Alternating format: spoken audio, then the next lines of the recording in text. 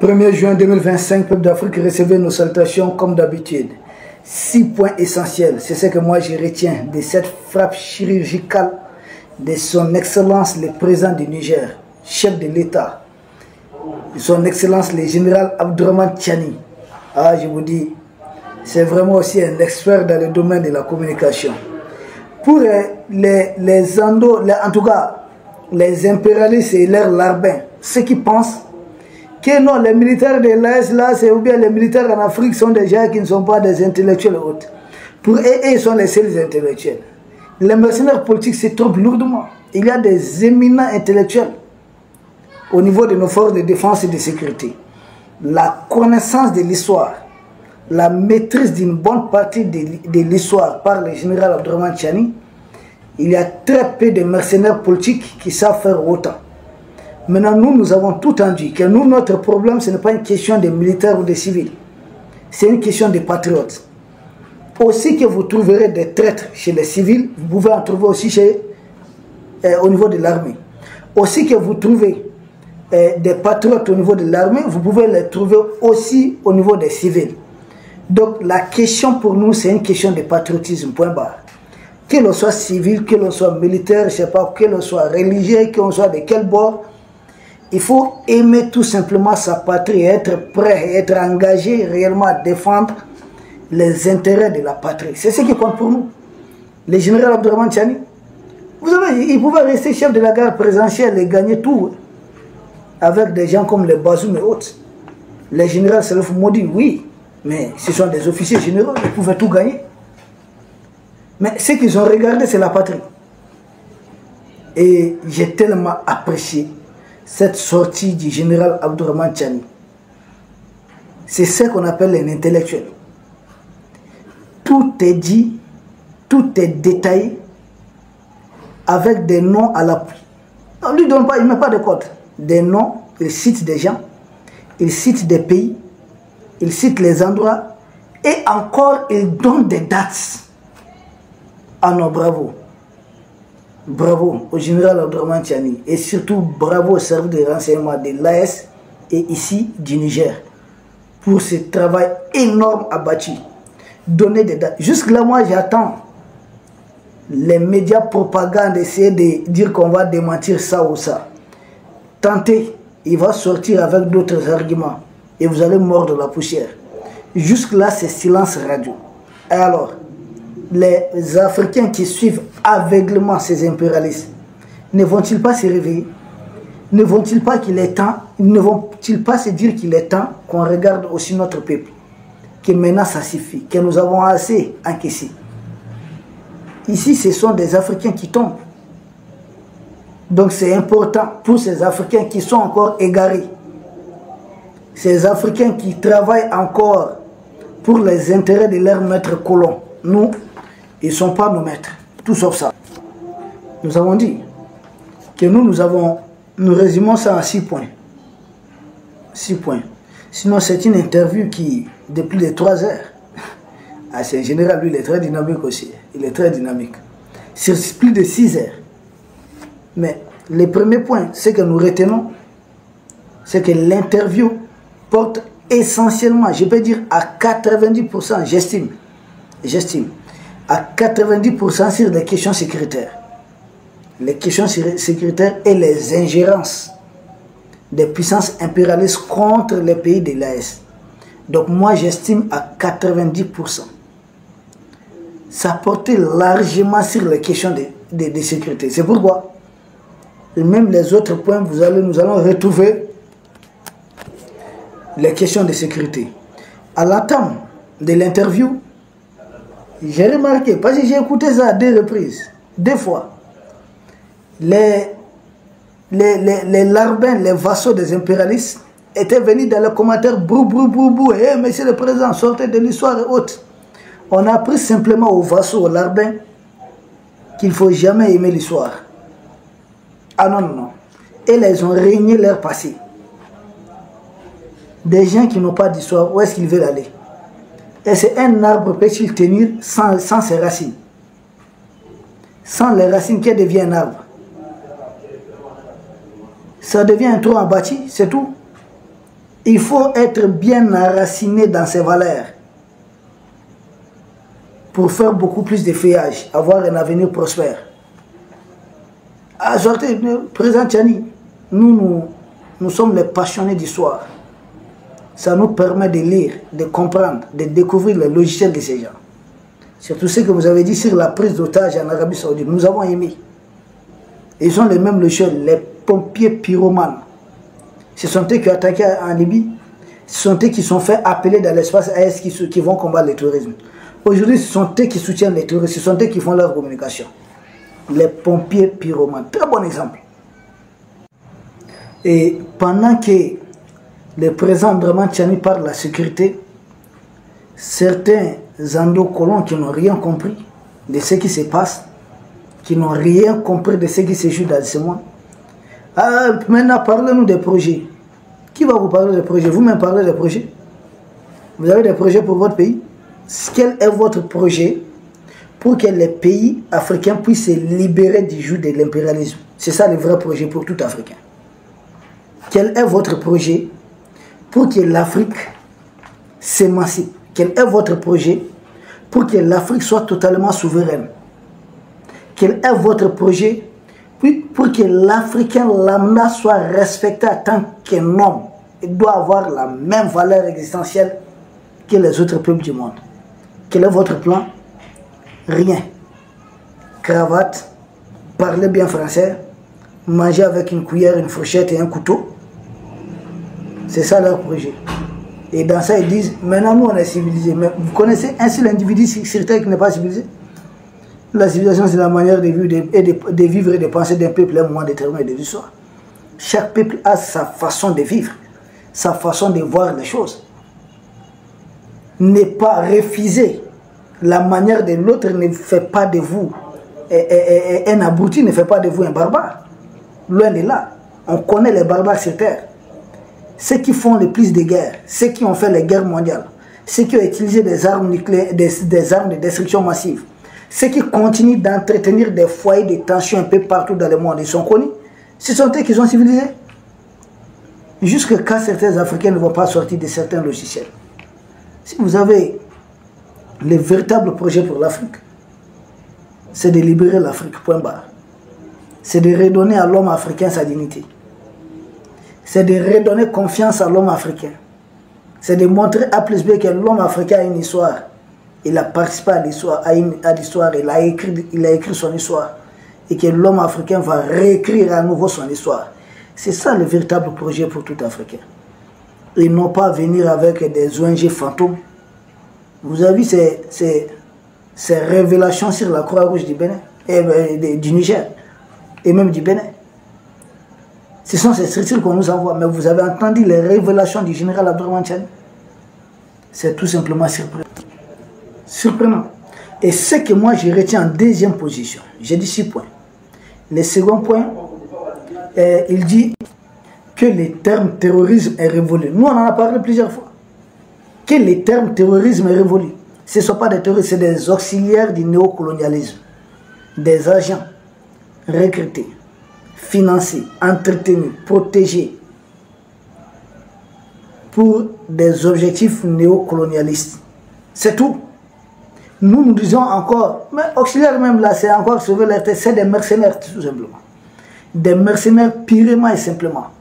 Beaucoup d'entre leurs pays, dans leur texte de loi, n'admettent pas les mercenariats. Mais pourtant, ils sont en train d'entretenir des mercenaires en Afrique contre des pays africains. Selon et prétextant une recolonisation de l'Afrique, comme l'avait dit le fameux général Lecointre, le fameux général Michael Langlais, comme l'a dit même Macron une fois quand il disait « Nous partons en Afrique défendre nos intérêts ». Ce n'est pas à nous de le faire à la place des Africains s'ils sont incapables de défendre les leurs, c'est simple. C'est Macron qui l'a dit. Donc l'Afrique, on voit ça qu'en termes d'intérêt. C'est comme s'il n'y a pas des humains qui y vivent. Il faut leur donner les paix pour qu'ils puissent survivre. Mais attendez, c'est grave. Donc le deuxième point que nous retenons, que nous saluons d'ailleurs beaucoup, c'est le fait de dire qu'ils ne sont pas des terroristes. C'est des auxiliaires, c'est des mercenaires. mais qui ont pour mode opératoire le terrorisme. Ils sèment la terreur. Et la guérilla, généralement, c'est ça. Donc, que devons-nous faire maintenant? C'est quoi le plan pour contrer leur capacité de nuisance? Je crois que les pays de l'Est doivent réfléchir sérieusement à ça. Et il y a des Africains qui sont des très bons génies, qui sont très doués partout dans le monde. Il faut savoir les trouver. Parce que cette guerre, ça se joue au niveau mental. C'est au niveau psychologique, au niveau cognitif. Ah oui, ce sont les intelligences qui s'affrontent. C'est très important. Il a parlé de 2 cellules mises en place. Et les 2 cellules, c'est des cellules de réflexion qui sont en train de mettre en œuvre des activités pour déstabiliser les pays de l'Est. Voir comment ils vont reprendre demain les pays de l'Est. Mais c'est peine perdue. Nous sommes partis. Nous résistons, nous allons résister. Et nos peuples vont sortir victorieux. Nous allons gagner. C'est juste une question de temps. Ça, c'est la deuxième chose que je retiens de son intervention. Et surtout de son interview, et surtout que j'ai beaucoup apprécié. Ce sont des auxiliaires, ce sont des mercenaires. Ils sont mis en mission. Et ils perçoivent des primes pour ça. La troisième chose que je retiens de l'interview du président Abdourahmane Tchani, c'est le financement du terrorisme.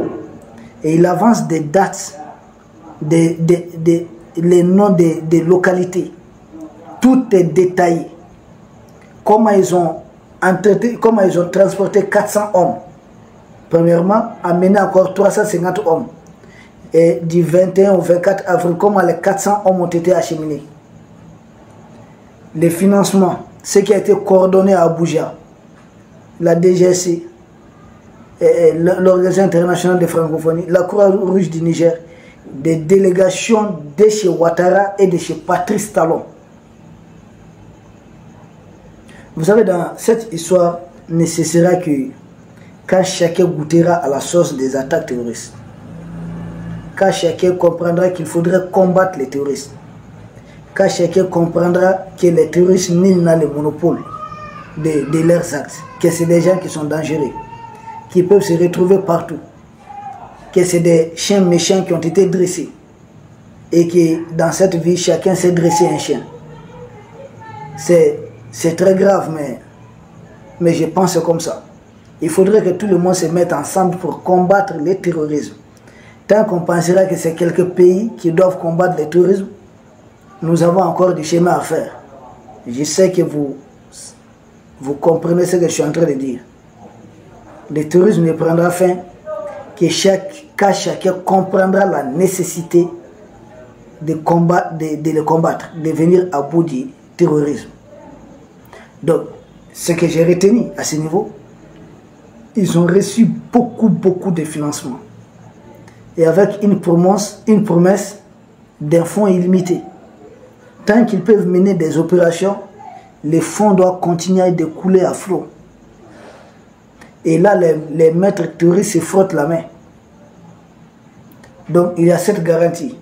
Et j'ai apprécié les démentis. Ou quand il dit A plus B, que ce ne sont pas des armes prises à nos armées. Nous, on avait déjà parlé de ça. C'est pas vrai. Nous, on prend aussi beaucoup des armes avec eux. Donc, c'est pas ça. La première fois qu'ils sont venus attaquer, ils sont venus avec quelle arme? On dit des armes venues de la Libye. Alors, qui a armé ces gens en Libye? Et il a d'ailleurs donné un bon exemple. Les motos, là. Leurs motos. Qui leur donne? Parce que ça on ne trouve pas ça chez nos militaires ici généralement. Nous avons nos blindés hautes. Les motos, qui leur donne ça? Alors, qui finance? Qui leur donne les carburants? Qui communique pour eux? Tout ça, c'est connu. Il ne faut pas chercher à vouloir endormir des gens, faire passer des gens comme des enfants. Nous ne sommes plus à ce niveau.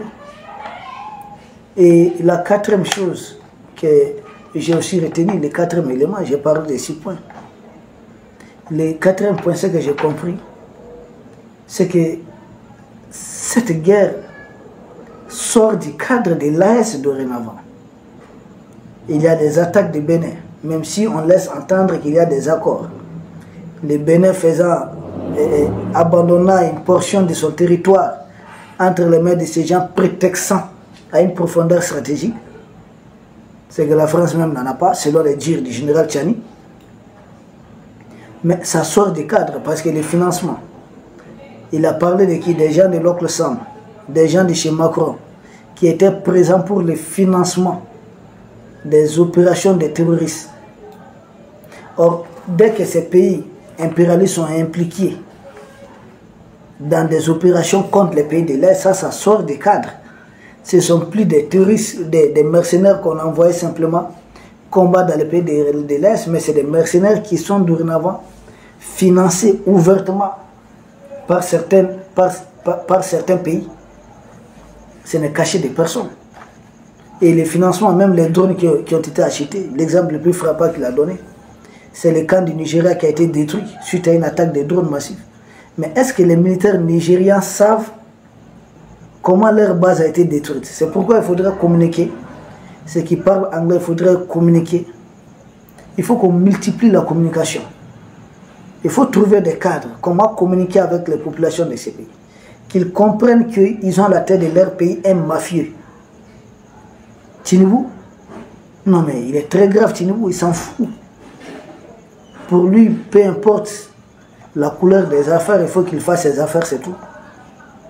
Donc il faut le combattre, il faudrait communiquer davantage. Donc ça, c'est le quatrième élément que j'ai retenu de l'intervention de son Excellence le général Abdourahmane Tiani, président de la République du Niger. C'est que cette guerre va au-delà du cadre des pays de l'Est. D'autres pays sont dorénavant ciblés. Les mercenaires là attaquent à partir d'autres pays qui ne sont pas des pays de l'Est.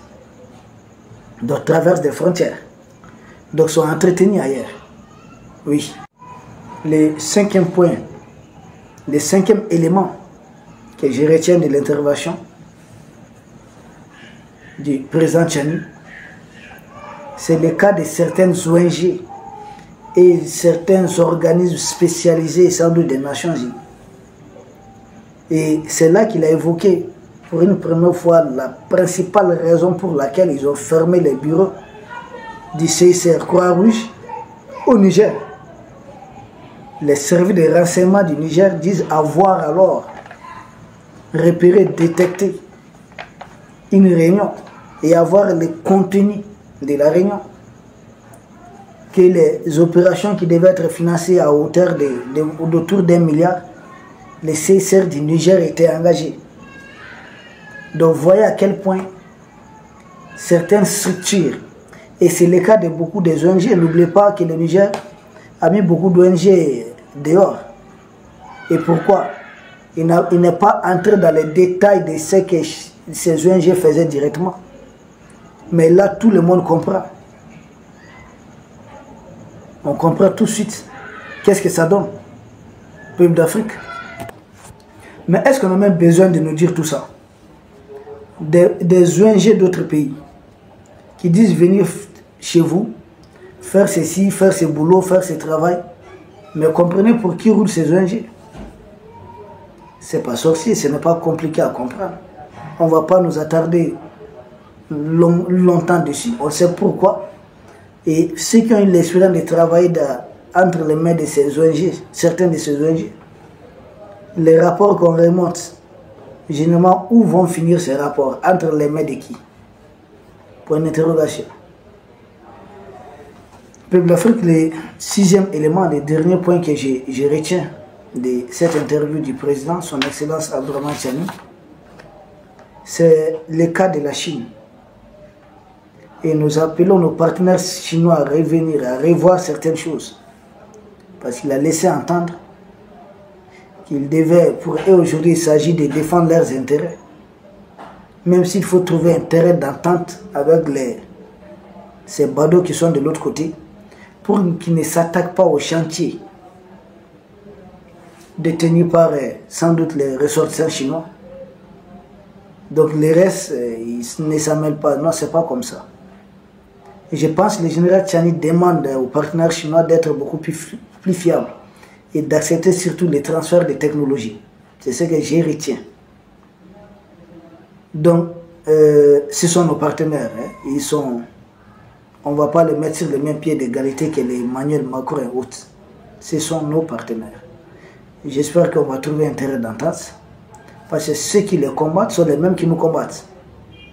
Ceux qui ne veulent pas rendre Taïwan sont les mêmes qui veulent venir à bout des pays de l'Est. Donc nous avons à peu près les mêmes ennemis. Donc faisons front commun. Peuple d'Afrique, nous vous remercions. Et nous avons essayé de condenser ça au maximum. Nous vous remercions et à demain pour un autre sujet au sommet de l'actualité. Merci.